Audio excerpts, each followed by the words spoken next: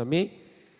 Abra sua Bíblia comigo, lá em Gênesis 22, nós estamos falando nesses dias e lendo esse texto e pregando sobre essa experiência de Abraão, quando ele sobe ao Moriá e ele vive com Deus uma experiência naquele lugar. E eu queria ler mais uma vez com você esse texto, Gênesis 22, de 1 a 18.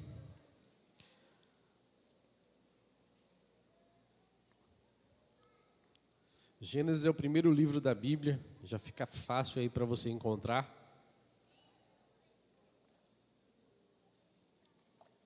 Mas se você quiser acompanhar a mesma versão que eu estou lendo, você pode acompanhar pelo telão.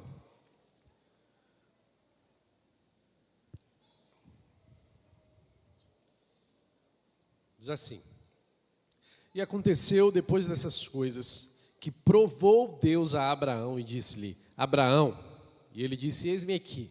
E disse: toma agora o teu filho, o teu único filho, Isaque, a quem amas, e vai-te à terra de Moriá, e oferece-o ali em holocausto sobre as montanhas que eu te direi.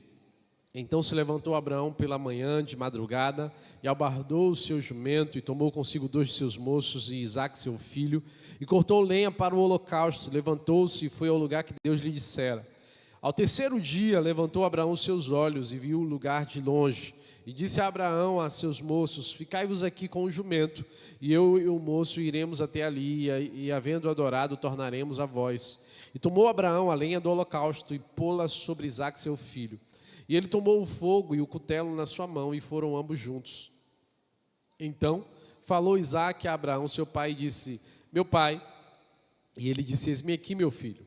E ele disse: eis aqui o fogo e a lenha, mas onde está o cordeiro para o holocausto? E disse Abraão: Deus proverá para si o cordeiro para o holocausto, meu filho. Assim caminharam ambos juntos e chegaram ao lugar que Deus lhe dissera. E edificou Abraão ali um altar, e pôs em ordem a lenha, e amarrou a Isaque seu filho, e deitou-o sobre o altar em cima da lenha. E estendeu Abraão a sua mão, e tomou o cutelo para imolar o seu filho. Mas o anjo do Senhor lhe bradou desde os céus e disse: Abraão, Abraão. E ele disse: eis-me aqui. Então disse: não estendas a tua mão sobre o moço, e não lhe faças nada, porquanto agora sei que temes a Deus, e não me negaste o teu filho, o teu único filho. Então levantou Abraão seus olhos e olhou, e eis um carneiro detrás dele, travado pelos seus chifres, num mato. E foi Abraão e tomou o carneiro e ofereceu-o em holocausto em lugar de seu filho. E clamou Abraão o nome daquele lugar, e chamou Abraão o nome daquele lugar: o Senhor proverá. De onde se diz até o dia de hoje: no monte do Senhor se proverá.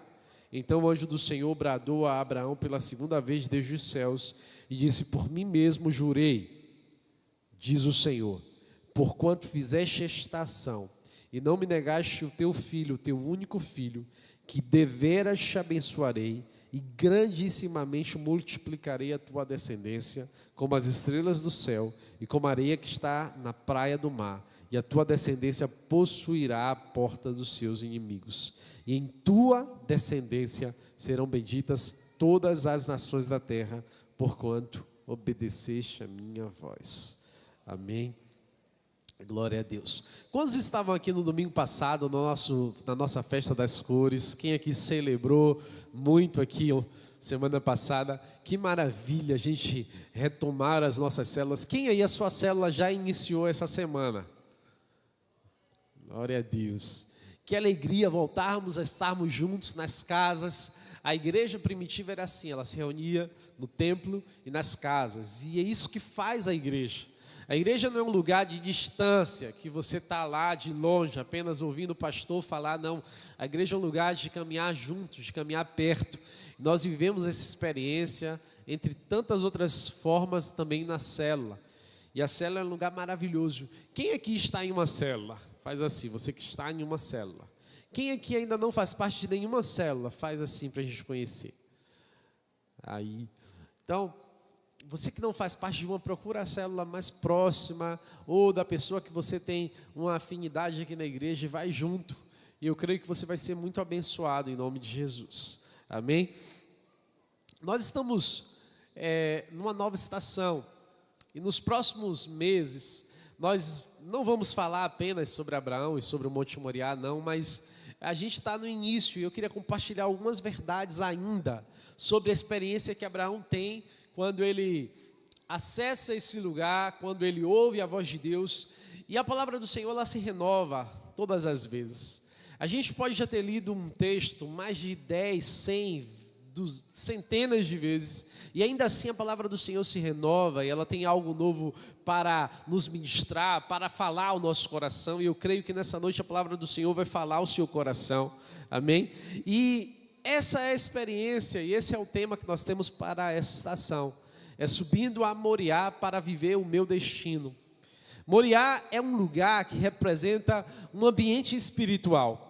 E eu creio que durante esses próximos 3 meses, você vai acessar esse ambiente espiritual e você vai ter profundas experiências com Deus, assim como Abraão teve.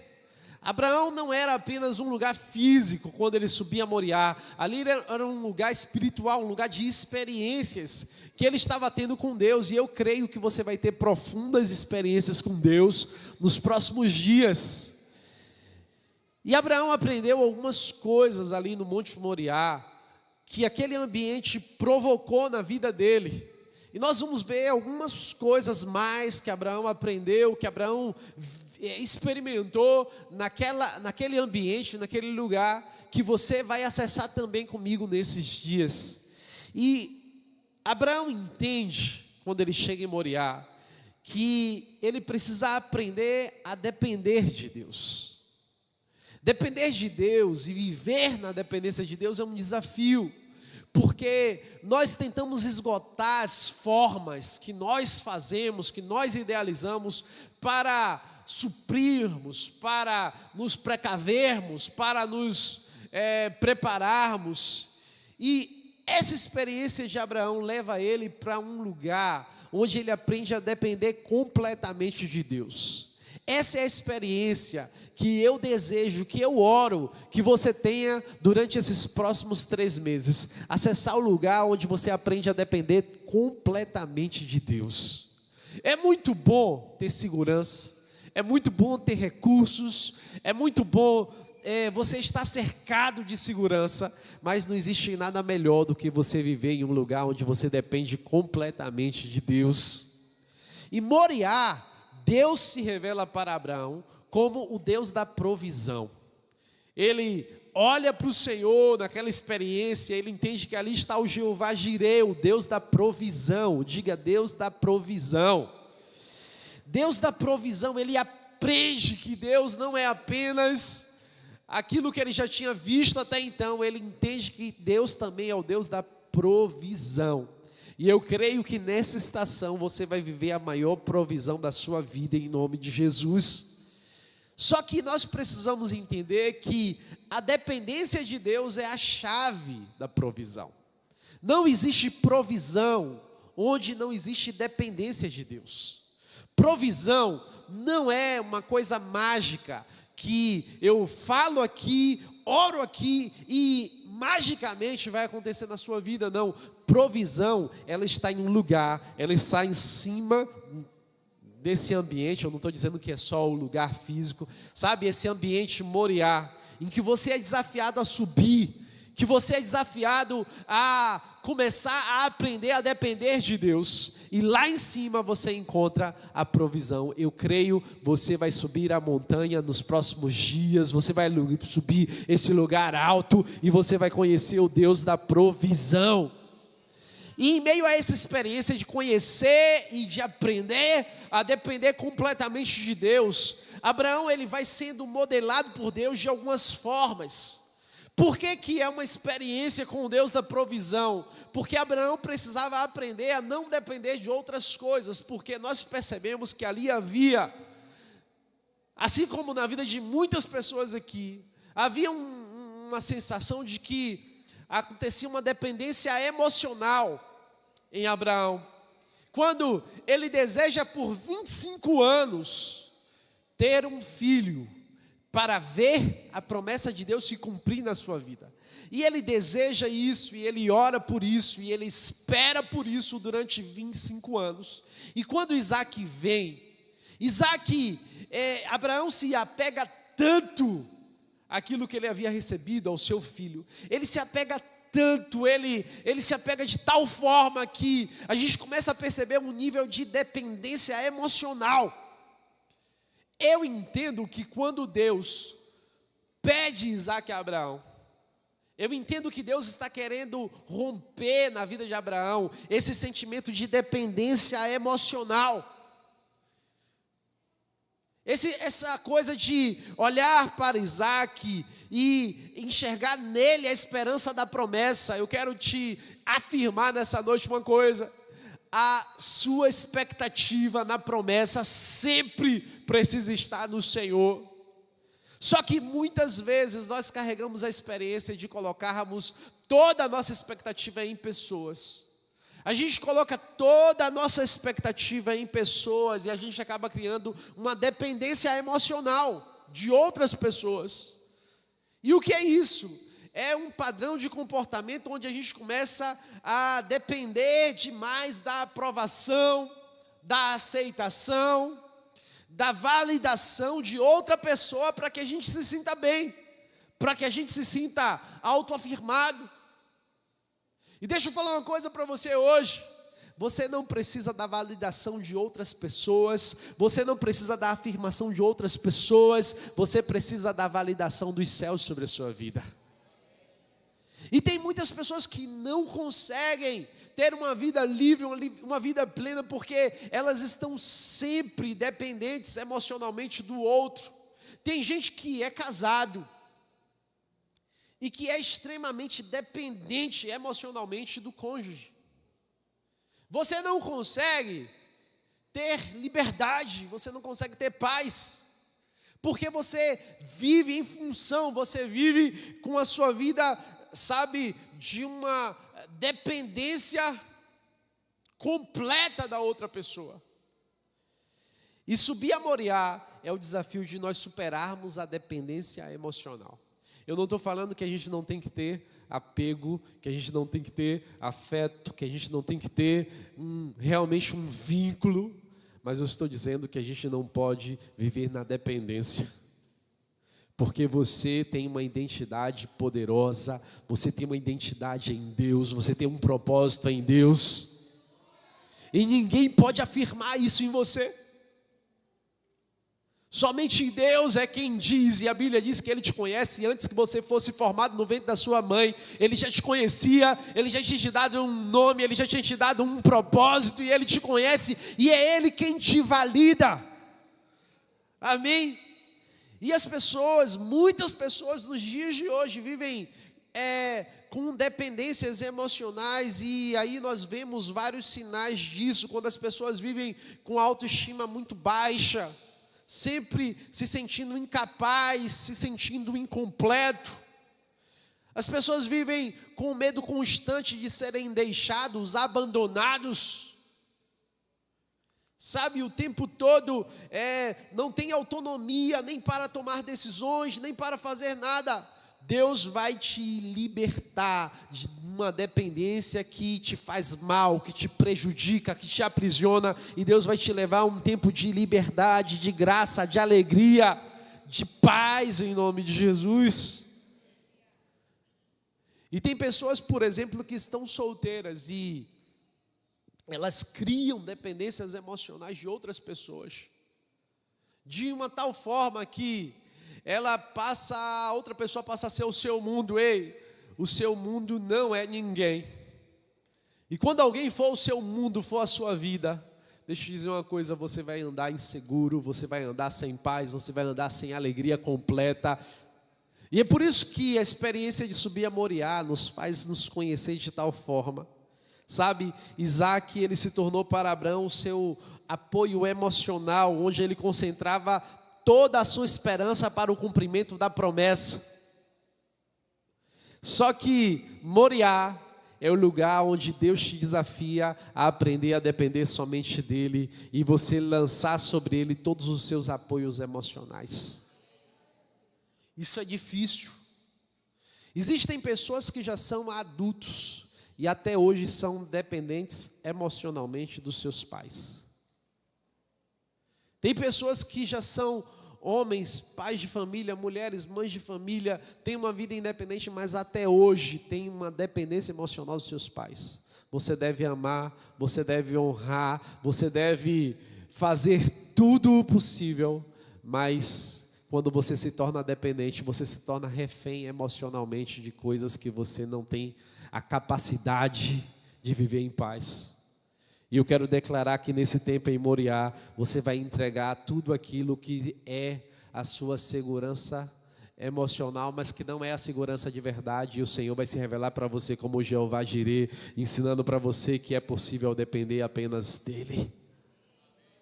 Eu não estou dizendo que você não tem que ter uma rede de apoio, que você não tem que ter vínculos emocionais, que você não tem que ter afeto, que você não tem que ter pessoas em quem você se afirma, mas o que eu estou dizendo é que você não pode viver aprisionado nos seus sentimentos e nas suas emoções, que você tem que viver com liberdade, e nesse tempo e nessa estação, Deus vai te levar a esse lugar onde as suas emoções, os seus sentimentos são restaurados para aprender a viver e amar e ter a liberdade em Deus e aprender a depender somente dEle.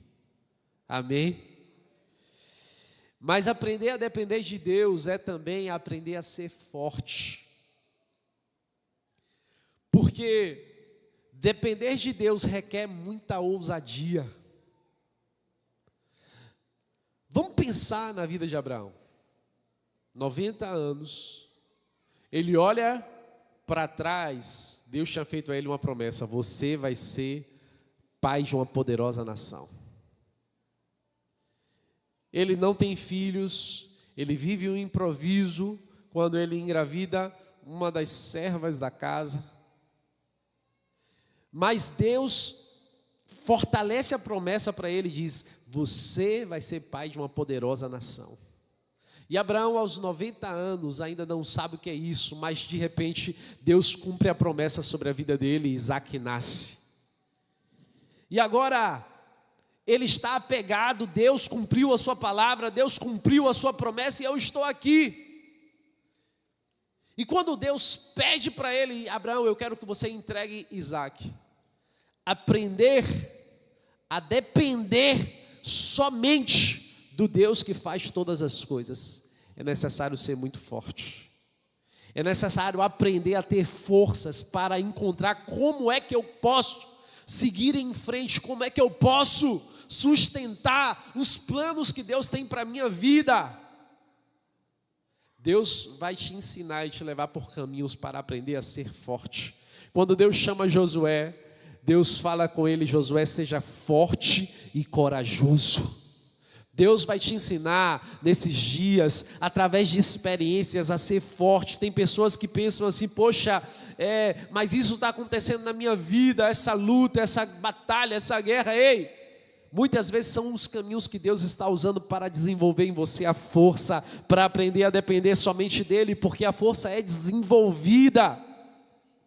E aprender a depender de Deus não faz de você um fraco, muito pelo contrário, isso vai te fazer ter força, firmeza no propósito que o Senhor tem para a sua vida. Amém? Olhe para quem está do seu lado e diga: seja forte e corajoso. Mas aprender a depender de Deus é também aprender a ser conduzido. Um dia o profeta tem uma visão e uma experiência, ele vê um oleiro fazendo um vaso de barro. E a Bíblia diz que o vaso estava na mão do oleiro e de repente ele está modelando o vaso e o vaso se quebra. E o oleiro vai lá e ele começa a reconstruir o vaso. Porque o vaso, ele ainda não é de um barro endurecido, ele está ainda ali sob o processo de formação. E aprender a depender de Deus é aprender a ser como um vaso nas mãos do oleiro. Deus vai te dar essa experiência nesses dias, de ser conduzido pelas mãos, de ser moldado pelas mãos dEle. Quando a gente lê essa experiência do profeta Jeremias, E a gente vai entender, a gente dá aquele frio na espinha de pensar como é bom você ter a sua vida, tudo se modelando, tudo acontecendo, tudo indo para um lugar, mas de repente tudo se quebra. De repente algo dá errado e tudo se frustra. Mas você tem uma convicção, você não está nas suas mãos, você não está nas mãos de alguém que você se apegou emocionalmente, você está nas mãos do Jeová Jireh. E Ele, como um oleiro, pega você e Ele começa a reconstruir, Ele começa a te conduzir. Deixa eu te falar uma coisa, as experiências que você está tendo nesses dias não são experiências de frustração, de decepção. Sabe o que deu errado durante esses dias? Não é uma experiência para te enfraquecer, não. Deus está conduzindo e Ele está moldando a sua vida e Ele está modelando você para um propósito maior, para um propósito eterno. E Ele está fazendo da sua vida como um oleiro faz com barro. Não tenha medo de ser quebrado, porque você não está em qualquer mão, você está nas mãos daquele que conduz todas as coisas. Não tenha medo de ser quebrado, porque o Senhor não está destruindo o futuro que Ele tem para você, não. Ele está reconstruindo, Ele está remodelando, Ele está refazendo, e Ele está construindo como Ele sonha, como Ele deseja, e Ele vai fazer da sua vida uma construção para a sua glória, para o seu louvor. Mas a gente precisa aprender a ser conduzido pelo Espírito Santo. Depender de Deus é o desafio de aprender a ser conduzido pelas mãos dEle. E é um desafio porque a gente não consegue fazer isso nas pequenas coisas na nossa vida. Qual foi a última vez que você orou antes de tomar uma decisão? Qual foi a última vez que antes de você fechar um compromisso, um acordo, você disse: Senhor, me mostra se essa é a sua vontade para a minha vida? A gente entra em compromissos com tantas pessoas, em acordos com tantas pessoas, a gente faz tanta coisa, a gente sai atropelando e a gente quebra a cara e depois a gente quer que Deus venha e Ele faça tudo, Ele reconstrua tudo. Ei, nós precisamos aprender a ser conduzidos, aprender a depender, aprender a dizer: Senhor, eu só vou subir desse lugar se o Senhor for comigo, se o Senhor der o seu sim sobre a minha vida para seguir, para continuar ou para recuar. Amém? Olhe para quem está do seu lado e diga: aprenda a ser conduzido por Deus.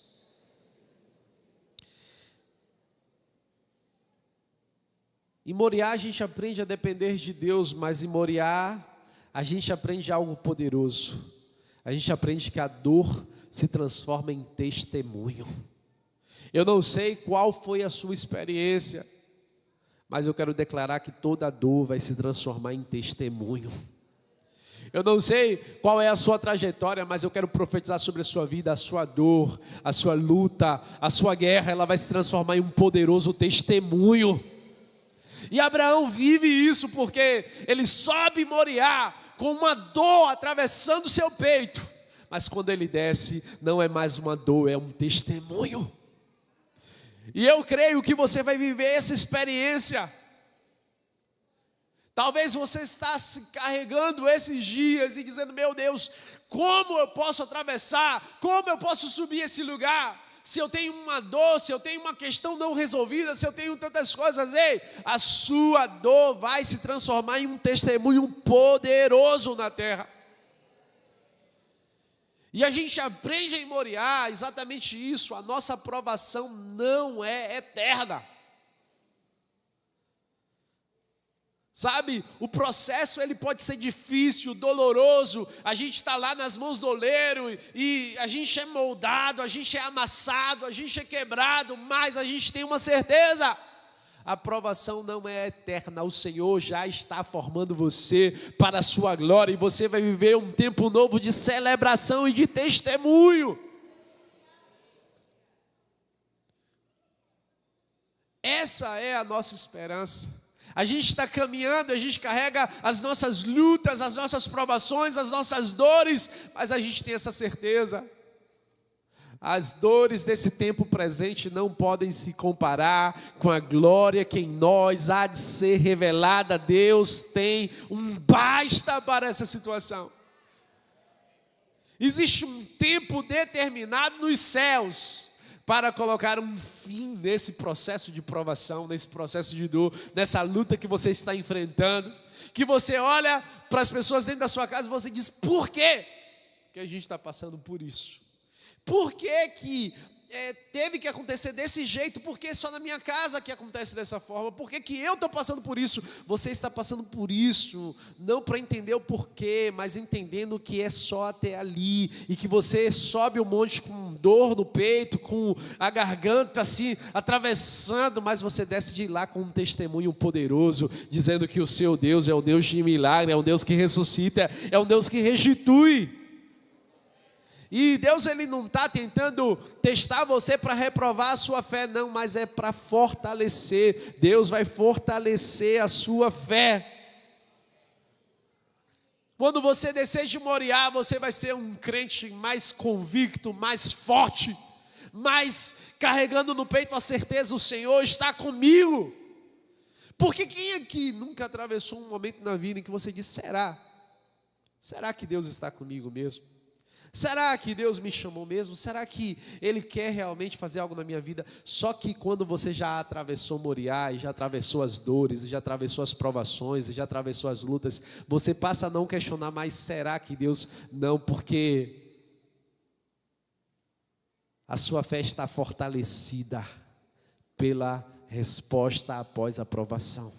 E eu quero declarar: a sua fé vai ser fortalecida nesses dias, para você carregar o testemunho daquele que carrega consigo as marcas, daquele que carrega consigo o testemunho, daquele que carrega consigo a convicção de fé.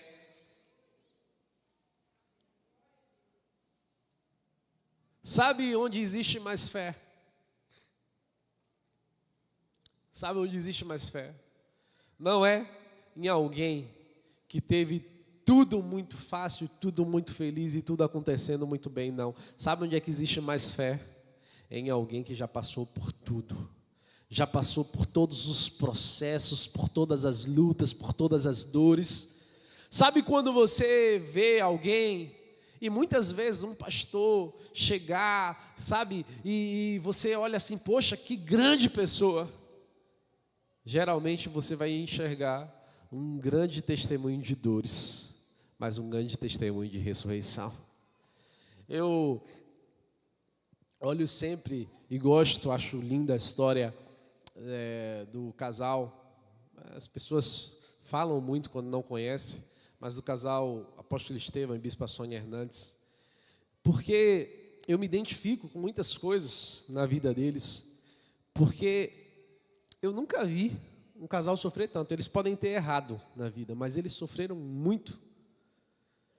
Mas serem pessoas tão fortes, e tão resilientes, e tão convictas daquilo que fazem. A história deles é uma história assim, absurdamente, é uma loucura. Ele, não sei se quem aqui conhece, Apóstolo Estevão, Bispa Sônia, Renascer, eles... desde o início, ele, na época, há mais de 30 anos atrás, ele teve que doar o rim para o filho que nasceu com um problema, e aí ele tem uma marca grandona assim nas costas, e aí viveu tantas lutas, tantas guerras, tantas coisas, e quando tudo estava caminhando para ir bem, eu não lembro a sequência dos fatos, mas o teto da igreja cai, algumas pessoas morrem lá em São Paulo, e acontece uma coisa assim terrível, porque ninguém é responsável. E aí, logo em seguida, eles morando nos Estados Unidos, o filho mais velho deles, que ele já estava preparando para assumir a igreja Renascer, morre, do nada. Que ele já estava preparando, ele já estava com quase 70 anos, mais ou menos, na época. E aí o filho mais velho morre. E aí, tantas histórias, eu estou resumindo, tantas lutas, tantas dores, mas ali está, quando você vê, quem aqui já viu a Bispa Sônia pregar? É um absurdo, não é? Que ousadia, quem já viu o Apóstolo Estevão pregando aqui, ou já viu aquele ímpeto, aquela ousadia? Ei, atrás de alguém que você enxerga muita fé, pode ter certeza, você enxerga também uma história marcada por superações, de dores, de lutas, de provações. Mas qual é a certeza? Quando eu atravesso o Moriá e quando eu estou descendo, eu não carrego mais dúvidas, eu carrego convicções do Deus que não apenas me deu a promessa, mas do Deus que ressuscitou, do Deus que restituiu, do Deus que sustenta em todos os processos e reafirma a sua promessa sobre a minha vida. Sabe por quê? Após o processo vem o testemunho. Eu não sei se você ainda está vivendo o tempo do processo, mas se prepare para o tempo do testemunho. Após o processo sempre vai vir o testemunho, e eu creio, você vai contar um testemunho poderoso. Ei, não chegou ao fim, esse processo não é para a morte como o de Jesus, é para a glória de Deus. Você vai carregar o testemunho e você vai contar de tudo que Deus fez na sua vida. Amém? E por último, Moriá é o lugar de viver a ressurreição. Diga ressurreição. Moriá é lugar de viver a ressurreição, mas a ressurreição, ela parte de 3 coisas na vida de Abraão. Primeiro, entender que não existe ressurreição onde não existe aliança. Sabe por que Deus pede um sacrifício a Abraão? Porque Deus não faz onde não existe aliança. E é isso que Deus queria promover, Deus queria fazer uma aliança com Abraão. Não existe aliança sem sacrifício. É por isso que quando Deus precisa salvar toda a humanidade, a Bíblia diz lá em João 3,16, porque Deus amou o mundo de tal maneira que deu seu único Filho para que todo aquele que nele crê não pereça, mas tenha a vida eterna. É porque Deus, ele decide que para resolver o nosso problema, que a Bíblia diz que todos pecaram e destituídos estão da glória de Deus, separados da glória de Deus. Para resolver esse problema, o que é que Deus faz? Eu preciso fazer uma aliança com o homem. E como é que eu posso fazer isso? Só existe uma forma: entregando o meu único filho como um sacrifício para fazer uma aliança com o homem. Deus entregou seu único filho para fazer uma aliança com você e para tirar você da condenação eterna e te levar para uma experiência de ressurreição.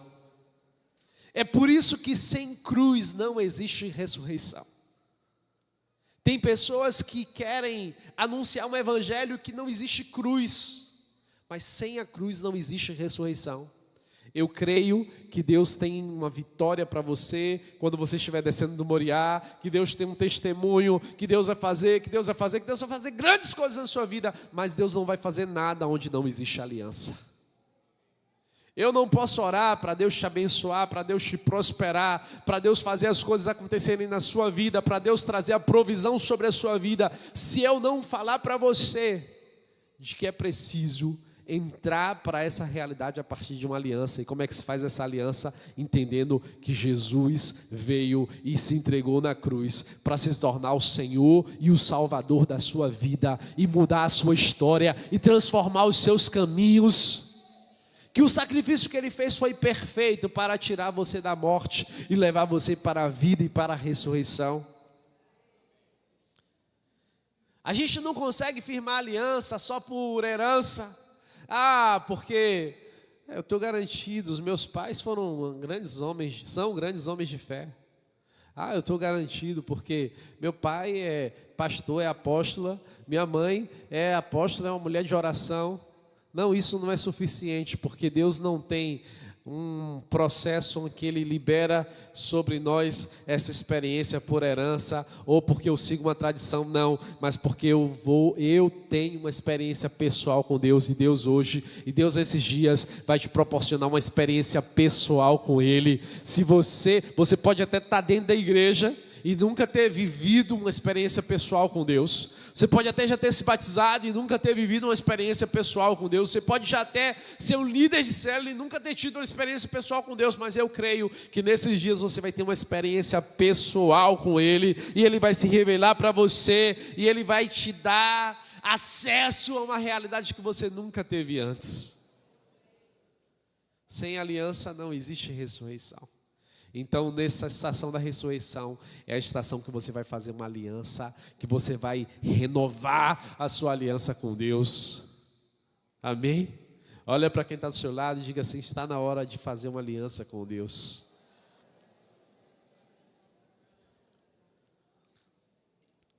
A ressurreição, ela implica em aliança, em restituição.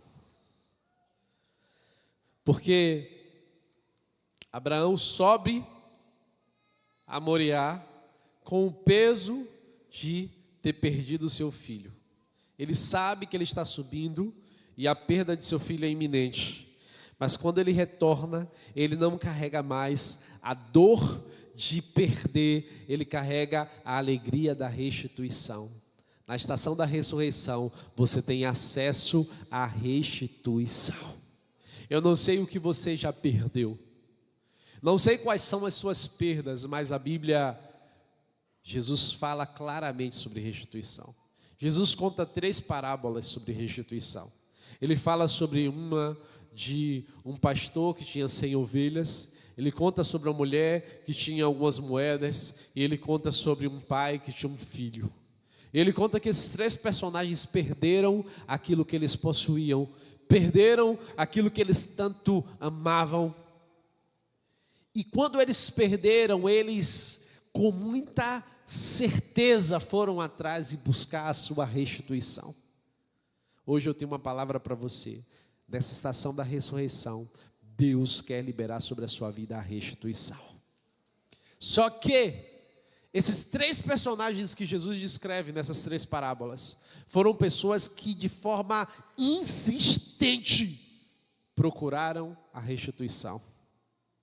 Não se conforme com perdas que não fazem parte de um processo de Deus para a sua vida. Deus tem um tempo de restituição para a sua vida. Tem gente que entrou em 2026 e perdeu coisas que você estimava muito na família, perdeu relacionamentos, perdeu dinheiro, perdeu algumas coisas. Ei, se prepare para viver a restituição. Sabe qual é um dos sintomas da restituição? Jesus diz que o sintoma da ressurreição é a alegria contagiante. Todos os 3 personagens que perderam quando foram restituídos, viveram uma alegria contagiante. Se prepare para ser tomado por uma alegria, por um tempo de celebração, de festa, porque Deus vai visitar você com restituição. Amém? Coloca a roupa de festa, faça como o pai.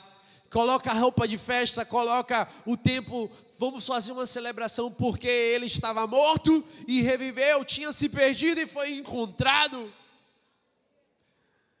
Nos próximos 3 meses, prepara as roupas de festa, porque Deus tem restituição para a sua vida.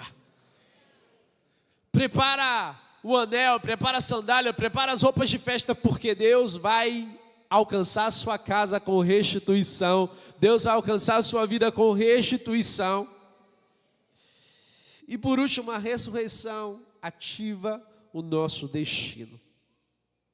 Porque o propósito de Deus não é apenas te proporcionar uma experiência. O propósito de Deus é fazer você entender que Ele tem um destino poderoso para a sua vida. Quando Deus diz: Abraão, não precisa matar Isaac, ali está o cordeiro. Não fica só pela experiência. Deus reafirma: Abraão, eu tenho promessas para a sua vida, eu tenho um destino para você, eu tenho planos para a sua vida. A experiência da ressurreição nos lembra que Deus tem um destino para nós. Deus tem um destino poderoso para a sua vida. Deus tem um futuro poderoso para você, e Ele quer ativar nessa estação a memória, a lembrança de que Ele te chamou, de que Ele te escolheu, de que Ele tem um plano perfeito para a sua vida. E que Ele não te trouxe para a igreja apenas para você ter uma experiência positiva. Não! Você veio para a igreja não é o lugar de chegada. Vivi tudo que eu tinha para viver na vida e vou me parar na igreja. Não, a igreja é o ponto de partida, onde você nasce de novo e você descobre que agora Deus tem um uma vida, Deus tem um plano, Deus tem um futuro extraordinário preparado para a sua vida. Deus tem um destino, um propósito poderoso, e Deus quer hoje ativar no seu coração, na sua memória, esse destino, essa promessa, essa palavra. Ele não te chamou apenas para você ficar aqui parado na igreja, não. Ele te chamou para mudar realidades, para viver coisas extraordinárias. E Ele vai nessa estação ativar esse destino e confirmar que Ele te chamou, que Ele te escolheu, que Ele te levantou para viver coisas extraordinárias. Olha para quem está ao seu lado e diga assim: eu não sei você, mas eu fui chamado para viver coisas extraordinárias. Quem aqui crê nisso? Você foi chamado para viver coisas extraordinárias. Ei, você chegou na igreja, aqui não é o lugar onde as coisas terminam. Pronto, morri, vim para a igreja só para morrer. Não, você veio para a igreja para começar uma trajetória. Deus vai começar a realizar e fazer grandes coisas na sua vida. Deus tem planos, Deus quer usar a sua vida, Deus quer levantar você e quer estabelecer os seus propósitos na sua vida. Amém? E tem gente dizendo assim: ah, pastor, mas eu já estou no final da minha trajetória, eu já estou velho, eu já estou no final da minha vida, já vivi tanta coisa. Deixa eu te lembrar uma coisa, pegar emprestado as palavras do pastor Carlito Paz. Ele diz assim, ó: é no final da pista que o avião decola. Então se prepare, você que está achando que já está no final da pista, se prepare, porque é no final da pista que a sua vida vai decolar, que você vai viver os seus melhores dias, que você vai viver o tempo mais extraordinário da sua vida. Porque Deus tem um destino para você. Abraão já tem mais de 100 anos, e ele acha já terminou, e ele tem uma experiência, e Deus reafirma dos céus: Abraão, eu te escolhi, eu tenho um futuro, e eu tenho planos para você. Ei, o seu tempo não acabou, Deus tem um futuro, Deus tem um propósito, Deus tem um plano perfeito, e hoje Ele quer ativar esse plano e esse destino. Esse tempo de estação da ressurreição não é apenas para você ter uma experiência, é para você ser ativado pelos céus e compreender que Deus tem um plano e um destino para você, e Ele vai te levantar, e Ele vai te conduzir, e Ele vai te moldar em um caminho de dependência, e te levar para esse lugar onde os planos e as promessas dEle se tornam uma verdade diante dos seus olhos, em nome de Jesus. Quantos creem nisso? Diga: Deus tem um destino poderoso para a minha vida. Diga com mais convicção: Deus tem um destino poderoso para a minha vida.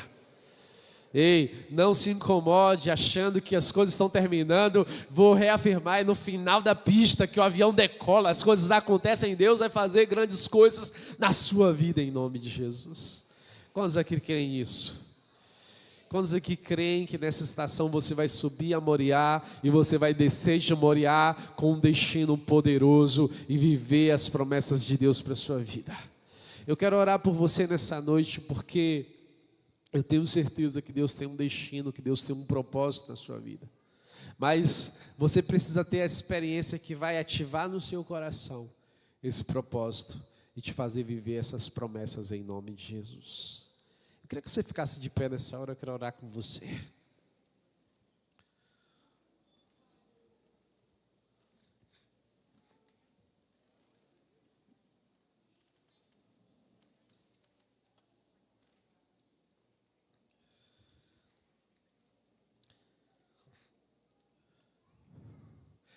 Feche seus olhos.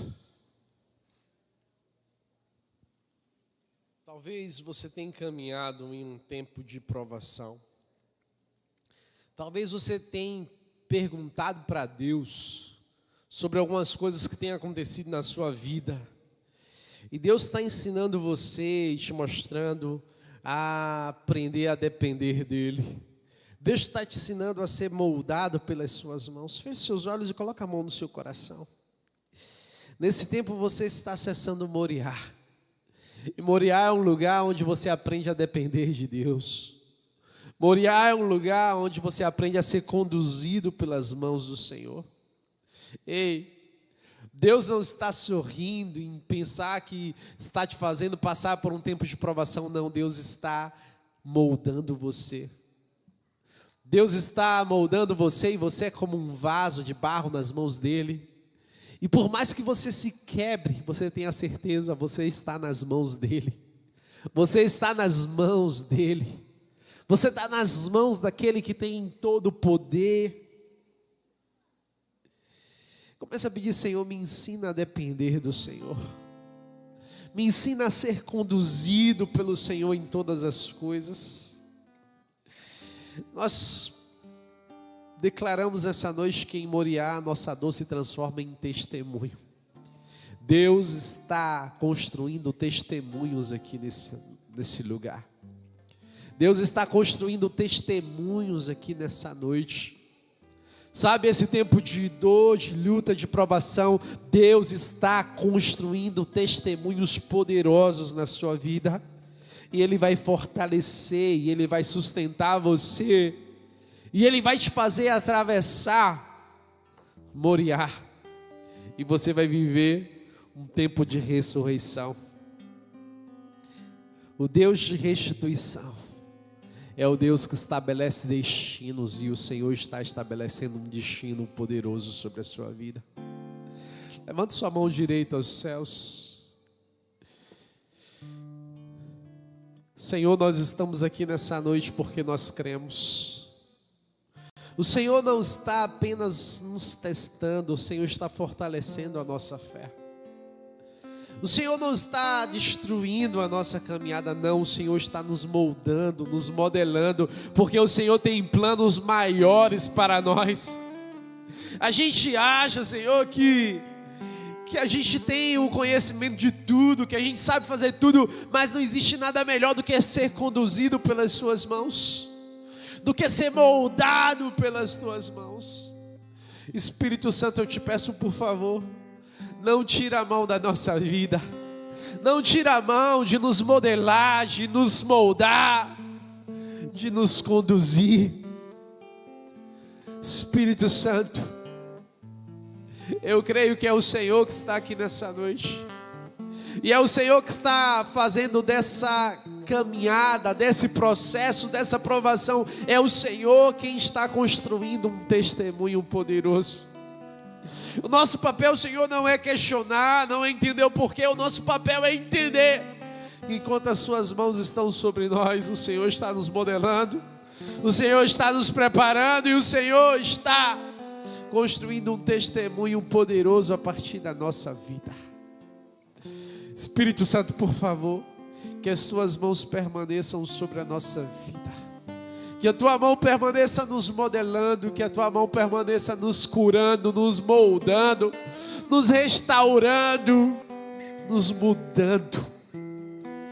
Meu Deus, que o Senhor comece a mover, que o Senhor nos dê força para suportar e entender que a provação não é eterna, mas que o Senhor tem um tempo preparado para a restituição, que o Senhor tem um tempo preparado para a ressurreição, que o Senhor tem um tempo preparado para ativar os teus destinos eternos. Quando a gente pensa que acabou, o Senhor brada dos céus e diz para Abraão: eu tenho propósitos, eu tenho planos maiores para a sua vida. E esses planos não são de destruição, esses planos são promessas, esses planos são propósitos eternos. E é a mão do Senhor quem está construindo os propósitos eternos sobre a sua vida. É a mão do Senhor quem está construindo os propósitos eternos sobre a sua vida. Não desista, não pare. Se permita só ser conduzido pelas mãos do Senhor nessa estação, porque você vai subir a Moriá e você vai descer de lá com o testemunho, com a restituição, com a ressurreição sobre a sua vida, em nome de Jesus, em nome de Jesus. Ainda com sua mão direita levantada aos céus, declare assim comigo: Senhor, eu creio que a provação não é maior do que o Deus que está conduzindo a minha vida. Diga: Senhor, que as tuas mãos permaneçam sobre a minha vida, modelando, guiando, conduzindo me ensinando a depender completamente do Senhor. Diga: Senhor, eu creio que o Senhor tem o tempo para dar o basta. O Senhor tem o tempo para trazer a ressurreição, para trazer a restituição sobre a minha vida. E eu recebo a vitória do Senhor sobre a minha vida. Eu vou contar um testemunho poderoso que o Senhor está construindo na minha vida hoje, em nome de Jesus. Você crê nisso? Dá um aplauso forte a Ele.